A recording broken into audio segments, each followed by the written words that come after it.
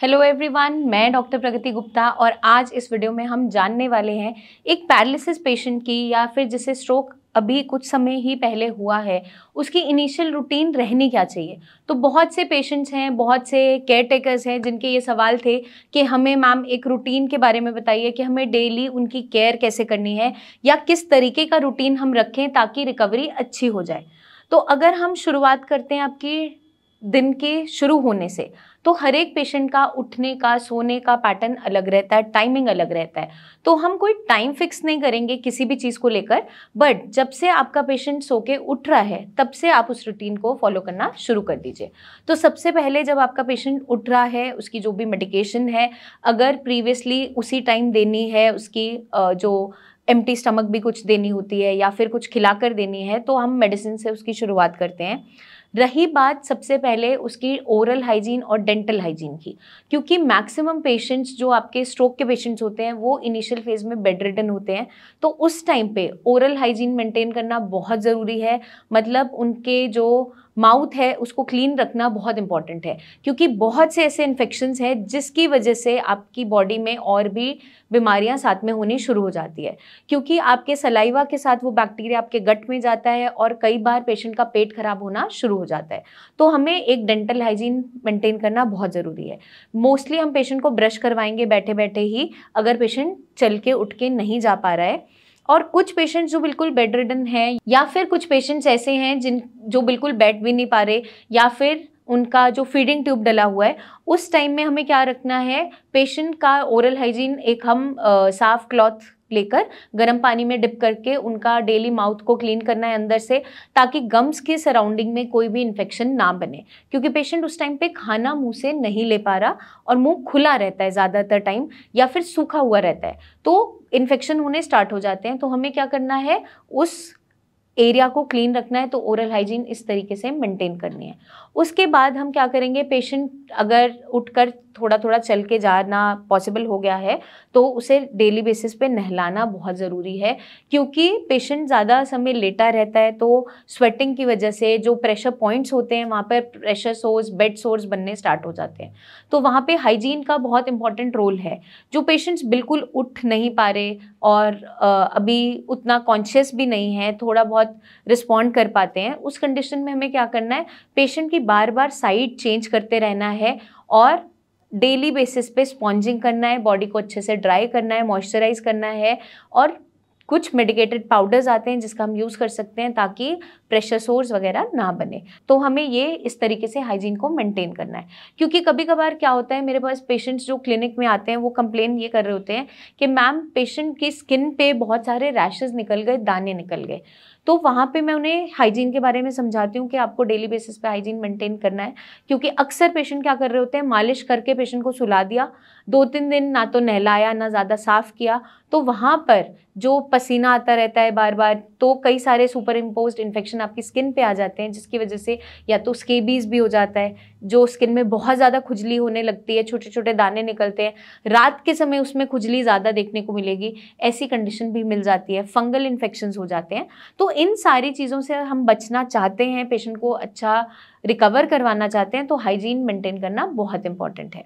अब हमने हाइजीन के साथ शुरू किया।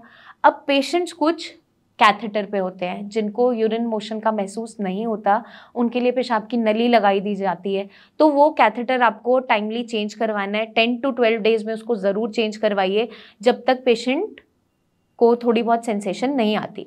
कभी कभार मैंने ये भी देखा है कि पेशेंट को सेंसेशन तो आ गई है लेकिन घर वालों ने कैथेटर लगवा के ही रखा हुआ है, उसकी वजह से उनके यूरिनरी ब्लैडर में इन्फेक्शन होता है, वही इन्फेक्शन आपकी किडनीज तक भी जाता है और आपकी किडनीज को नुकसान देता है। तो हमें कैथेटर का इस्तेमाल तब तक ही करना है जब तक पेशेंट को सेंसेशन नहीं है। जब थोड़ा थोड़ा चलना स्टार्ट हो गया है और हल्की फुल्की मूवमेंट आ गई है तो वहाँ पर कैथेटर को रिमूव करवा देना है। अगर लंबा समय कैथेटर लगा हुआ है तो 10 से 12 दिन में उसको ज़रूर बदलें, वरना इन्फेक्शन होने के चांसेस बढ़ते चले जाते हैं। अब जिन पेशेंट्स को सेंसेशन तो होता है लेकिन कंट्रोल नहीं कर पाते यूरिन मोशन और एकदम से वॉशरूम तक नहीं पहुंच पा रहे क्योंकि चल फिर नहीं पाते उतना, तो वहाँ पे डाइपर्स का इस्तेमाल हम कर सकते हैं। पेशेंट को अगर हम डाइपर्स का यूज़ कर रहे हैं तो जैसे आपको लगता है कि डाइपर फिलअप हो गया है, उसको टाइमली चेंज करते रहिए, बार बार उसको चेंज करना है। उसके बाद वहाँ पे रैश क्रीम्स आती हैं वो अप्लाई कीजिए, पाउडर अप्लाई कीजिए ताकि वो स्किन ड्राई रहे और वहाँ पे कोई भी रैश ना बने। तो अगर हम ये चीज़ें मेंटेन करते हैं और इस तरीके से हाइजीन रखते हैं तो कोई भी रैशेस नहीं बनते हैं डाइपर इस्तेमाल करने पे भी। जब पेशेंट को सेंसेशन आ गई है तो उसको एक्सरसाइज के तौर पर वॉशरूम तक ज़रूर लेकर जाएं और वहाँ पर जाके ही उसको यूरिन मोशन का जो भी सेंसेशन आ रहा है वहीं जाकर पास करवाएं। ये हमें इनिशियल फेज पे ध्यान रखना है। उसके बाद अब जब हमने एक हाइजीन वाला पैटर्न समझ लिया, हमें अब डाइट के बारे में समझना है। जो पेशेंट्स फीडिंग ट्यूब पे है, जो मुंह से खाना नहीं ले पा रहे या चबा नहीं पा रहे, नाक में नली डली हुई है, तो हमें 2-2 घंटे पे उन्हें फीड देना होता है। उस फीड में ज़्यादातर हम क्या देते हैं, लिक्विड्स ही दे पाते हैं क्योंकि सॉलिड उससे पास नहीं हो पाता, चोक हो जाती है। तो कुछ प्रोटीन पाउडर्स देते हैं लोग दूध के साथ, वो हम इस्तेमाल कर सकते हैं। हम दाल का सूप बनाकर, दाल का पानी, दाल का सूप बिल्कुल मैश करके, मिक्स करके वो दे सकते हैं। या फिर चिकन, जो लोग नॉनवेज खा लेते हैं, चिकन या फिश को दाल में ही बॉईल करके छान के उसका जो पानी रह जाता है वो हम दे सकते हैं। बाकी वेजिटेबल्स भी साथ में डाल सकते हैं, जैसे आपका गाजर हो गया या बीट रूट है या मशरूम है, इसको अच्छे से मिक्स करके छान के देना है क्योंकि वो पास नहीं हो पाएगा। ये सब चीज़ें हम फॉलो करेंगे। उसके बाद हम नेक्स्ट जो फीड्स देते हैं वो 2-2 वाली देनी है। बीच में आप कोकोनट वाटर दे सकते हो, मिल्क दे सकते हो, काले चने का पानी है वो दे सकते हैं। बिल्कुल हम मैश की हुई खिचड़ी जिसको बिल्कुल पतला कर दिया है वो हम दे सकते हैं ताकि इजीली आपकी ट्यूब से जो पास हो जाए, पेटेंट रहे ट्यूब, इस तरीके का खाना हमें देना होता है। अब जो पेशेंट्स खाना चबा लेते हैं, खा लेते हैं, उनके लिए हमें कैसी डाइट देनी है जो ओमेगा 3 फैटी एसिड्स एनरिच्ड हो, मतलब बॉडी में स्ट्रेंथ दे, प्रोटीन की मात्रा अच्छी हो, फाइबर की मात्रा अच्छी हो। तो आपके जितने भी नट्स हैं, चाहे बादाम है, अखरोट है, इन्हें आप भिगोकर दे सकते हैं पेशेंट को दूध के साथ, या पाउडर भी बना सकते हो इनका। मखाने हैं, सीड्स आते हैं आपके, अलसी के बीज हैं या फिर पंपकिन सीड्स हैं, सनफ्लावर सीड्स हैं, इनका यूज़ हम कर सकते हैं। ये सारी चीज़ें अपनी डाइट में हमें मेंटेन रखनी है। साथ के साथ हमें फाइबर का भी ध्यान रखना है, तो आप सैलेड्स हो गए, फ्रूट्स हो गए, इसका इंटेक कर सकते हो। हमें ध्यान रखना होता है ज़्यादा खट्टे फ्रूट्स पेशेंट को नहीं देने क्योंकि बॉडी में स्टिफनेस, पेन जनरेट होना स्टार्ट हो जाता है। विटामिन सी हीलिंग तो करवाता है लेकिन स्टिफनेस और स्वेलिंग भी बढ़ा देता है, तो हमें वो चीज़ का थोड़ा सा ध्यान रखना है। अब हमारा डाइट का पार्ट भी हो गया। अब जब हमारा पेशेंट को आपने थोड़ी थोड़ी देर में खाना भी खिला दिया, वो थोड़ा बेटर फील कर पा रहा है, तो उसको डेली रूटीन में एक्सरसाइज फिर करवानी है। अब एक्सरसाइज किस तरीके से करवानी है? जो पेशेंट बिल्कुल बेड रिडन है उनको पैसिव एक्सरसाइजेस करवाइए, मतलब किसी की सपोर्ट से आप लिटाकर ही एक्सरसाइजेस करवाइए, मोबिलिटी करवाइए। चाहे आपकी हाथ की मूवमेंट है, चाहे लेग्स की मूवमेंट है, सपोर्टेड रहेंगी। लेकिन जब हमारा पेशेंट थोड़ा थोड़ा मोबाइल हो गया है, चलना फिरना थोड़ा थोड़ा शुरू कर दिया है, चाहे वॉशरूम तक जा रहा है, चाहे 2-4 कदम ही चल रहा है, तो हमें वहाँ पे एक्टिव एक्सरसाइजेस करवानी है, मतलब कि जिसमें उसका खुद का एफर्ट लगे और हमारा एफर्ट कम लगे। तो उसकी मदद से क्या होगा, पेशेंट की बॉडी में रिकवरी काफ़ी अच्छी आती चले जाएगी क्योंकि वहाँ पे मांसपेशियों में कोई अकड़न नहीं रहेगी, कोई वहाँ पे स्वेलिंग नहीं आएगी, कोई वहाँ पे मांसपेशियाँ सूखना स्टार्ट नहीं करेंगे क्योंकि हमने उसको हमेशा एक्टिव रखा है। तो प्रोटीन की मात्रा इसीलिए हम अच्छी खाने के लिए बोलते हैं। तो आपकी पल्सेस हो गई या नॉन वेजिटेरियन जो डाइट लेते हैं उसमें नॉनवेज हो गया, वो अच्छी मात्रा में आप खा सकते हैं। अब आपने डेली बेसिस पे उन्हें एक्सरसाइज करवाई, मॉर्निंग इवनिंग 2 बार एक्सरसाइजेज ज़रूर करवानी है। अगर पेशेंट रात के समय देर से सो रहा है तो इवनिंग आज में उसे अच्छे से एक्सरसाइजेज करवाइए ताकि पेशेंट पूरा अपनी जो डेली रूटीन का एक्सरसाइज का रेजिमेंट है उसको फॉलो कर सके और रात का जो स्लीपिंग पैटर्न है वो भी अच्छा रहे, क्योंकि जितना वो एक्टिव रहेगा, चलेगा फिरेगा, एक्सरसाइज करेगा, उतनी रात में नींद अच्छी महसूस होगी। तो उसके बाद हमें डेली रूटीन पे एक्सरसाइज इस तरीके से करवानी है। अब हमारा एक और पार्ट रह गया, वो है मसाज।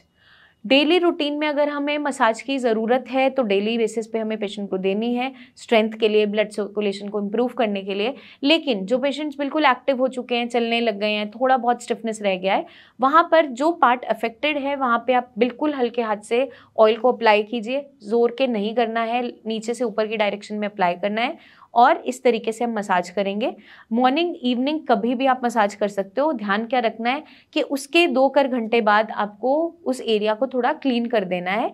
जब समर्स या आपका रेनी सीजन है उस समय पे। विंटर्स में आप ऑयल फिर भी रात के समय छोड़ सकते हो। अगर मॉर्निंग में आपने मसाज की है तो उसके एटलीस्ट 1 से 2 घंटे बाद उसे नहलाएं, ताकि एकदम से उसका इफेक्ट खत्म ना हो और बॉडी के अंदर वो पूरा नरिशमेंट दे सके। जो भी रोल हमारी मसाज का है वो इतना ही है कि मांसपेशियों को स्ट्रेंथन अप करने में हेल्प करता है। तो ये डेली रूटीन हमें फॉलो करनी है ताकि पेशेंट की रिकवरी अच्छी से अच्छी आ सके। बाकी जैसा डॉक्टर ने प्रिस्क्राइब किया है आपको मेडिसिन के लिए, चाहे आफ्टर मील, बिफोर मील, जो भी दवाइयाँ बताया गया है वो एज पर प्रिस्क्रिप्शन आपको फॉलो करना है, उसको उसके अकॉर्डिंगली ही लेना है, कोई भी दवाइयाँ मिस नहीं करनी। अगर आप बीपी शुगर की दवाई लेते हैं, अपना खून पतला करने की दवाई लेते हैं, कोलेस्ट्रॉल की लेते हैं, तो वो भी आपको फॉलो करना है साथ में, क्योंकि आपका जो दोबारा स्ट्रोक होने के चांसेस है उनको वो कम करता है। तो मैं उम्मीद करती हूँ ये वीडियो आपको मदद करेगी अपने पेशेंट की डेली रूटीन को अच्छे से अच्छे सेट करने में, ताकि जल्दी से जल्दी वो रिकवर हो सके, इंडिपेंडेंट हो सके। इसको ज़रूर फॉलो कीजिए और हमें बताइए कि कितना रिकवरी आपको देखने को मिला है, कमेंट करके आप बता सकते हैं। आप पर्सनली मुझसे मिलने आना चाहें तो क्लिनिक विजिट कर सकते हैं। पेशेंट अगर नहीं भी आ पा रहा तो उसकी रिपोर्ट्स, उसकी वीडियोज़ ज़रूर लेकर आएँ, ताकि उसकी कंडीशन को हम असेस करके आपको पूरा अच्छे तरीके से गाइड कर सके। जल्दी आपसे फिर मिलेंगे, तब तक के लिए अपना ध्यान रखिएगा एंड टेक केयर।